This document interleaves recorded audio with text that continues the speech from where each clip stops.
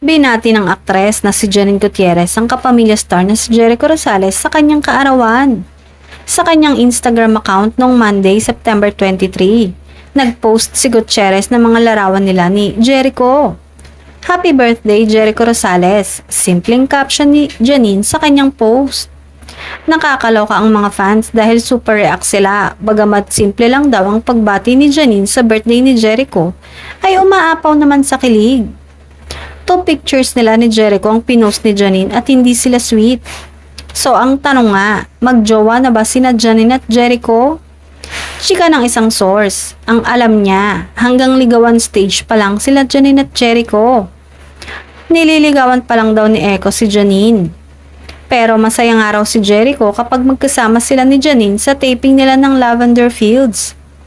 Anyway, marami naman ang nagsasabing bagay talaga sa isa't isa si Janine at Jericho. Tiyak na marami ang matutuwa kung magiging magkarelasyon sila. Last month nga lang nang aminin ni Jericho na nililigawan niya si Janine sa kanyang Lavender Fields co-star. Sinabi ni Janine sa isang hiwalay na panayam, nakakatuwa na makilala siya at makasama siya sa labas ng trabaho.